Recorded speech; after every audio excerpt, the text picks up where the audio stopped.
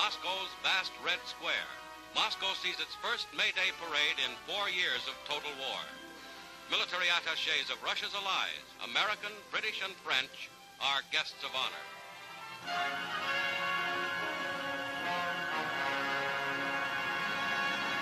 Marshal Stalin, with President Kalinin, Marshal Voroshilov, and other high Soviet officials, mount the reviewing stand to salute Russia's fighting men.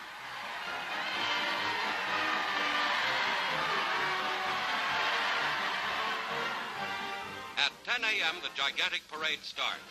A massed Red Army band is first in line as Soviet Russia hails the dawn of victory.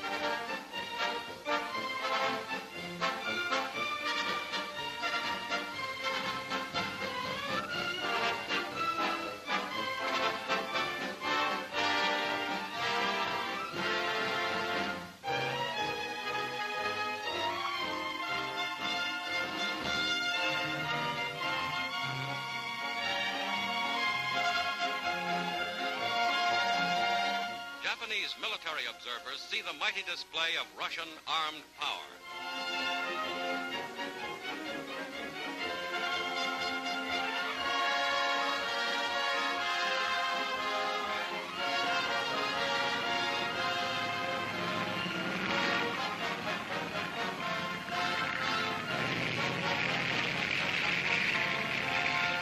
Russian rocket launchers on American Lend-Lease trucks.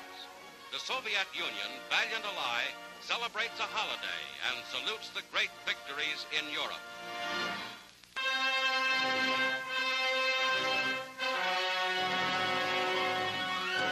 Into a police court in Oslo, Norway, comes Vidkun Quisling to plead for his life.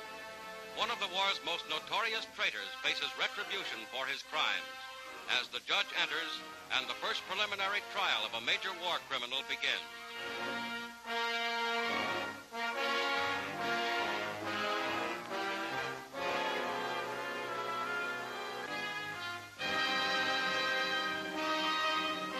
Quisling, who made his name synonymous with traitor in his betrayal of Norway to the Nazis, hears the case against him. Once arrogant and ruthless, now he shows signs of fear. In a world freed from Nazism, there is no place for Vidkun Quisling.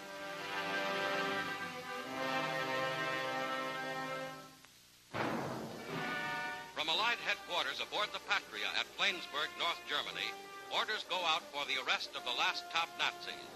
German sailors, Marines, and soldiers who had guarded the so-called Flensburg government of Admiral Dönitz are made captive. And the high commanders of this curious organization, which had served as the surrendering authority for defeated Germany, are put under arrest.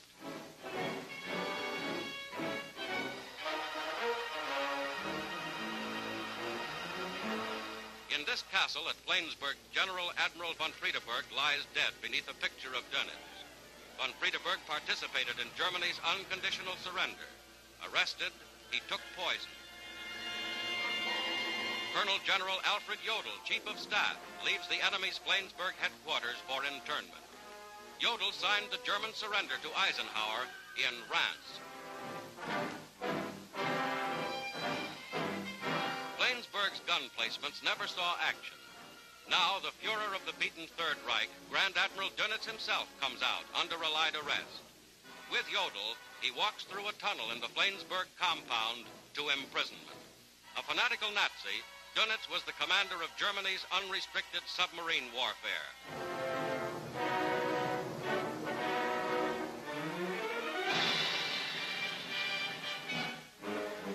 the arrest of Jodl and Dönitz, the Third Reich is ended forever.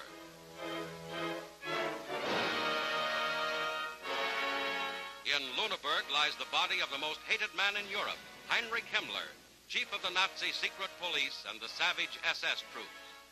Captured while posing as a civilian, Himmler was carrying tiny vials of poison. Under examination, he bit into one concealed under his tongue.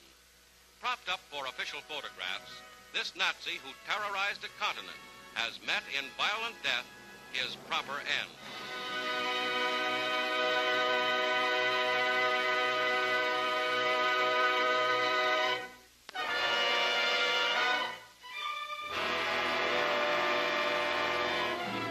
This is Belsen, notorious German death camp. The last of Belsen's living dead are treated by British medical troops before transfer to Allied field hospitals.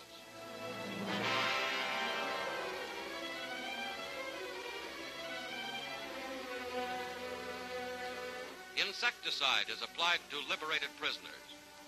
Of the 29,000 who survived the appalling filth and disease of Belsen, 500 are children.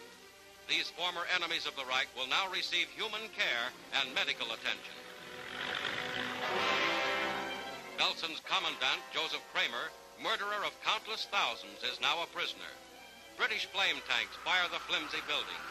Belsen is erased from the earth. Buchenwald, Dachau, Nordhausen, Belsen, names of shame that free men must not forget.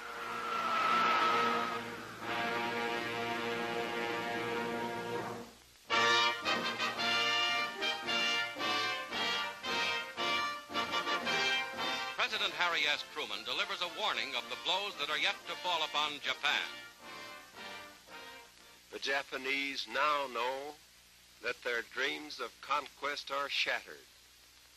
They no longer boast of dictating peace terms in Washington. This does not mean, however, that the Japanese have given up hope. They are depending on America tiring of this war, becoming weary of the sacrifices it demands. They hope that our desire to see our soldiers and sailors home again and the temptation to return to the comforts and profits of peace will force us to settle for some compromise short of unconditional surrender. They should know better. They should realize that this nation, now at the peak of its military strength, will not relax, will not weaken in its purpose.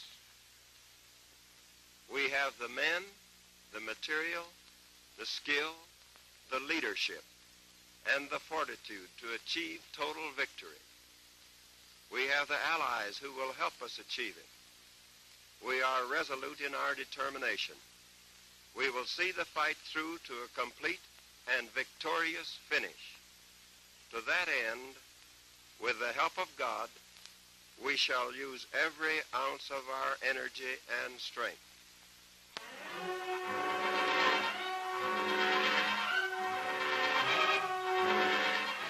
Near Naha, capital of Okinawa, in the American advance on the enemy, a Marine tank strikes a Japanese landmine. The 34-ton vehicle is overturned and lies burning, with 4 of her crew trapped inside. One crew member, thrown clear by the explosion, staggering with shock, comes in as Marines fight to rescue the 4 men inside. But the flames reach the tank's ammunition.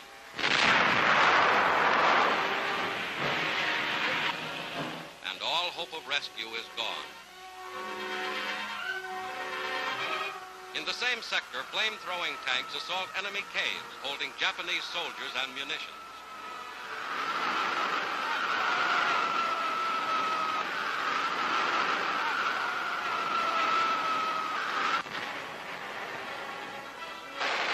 Destruction is total.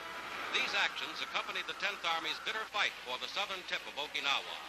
One after another, Japanese positions are burned out. The Japanese have already conceded the tactical loss of Okinawa, a costly but indispensable gain in the war on Japan.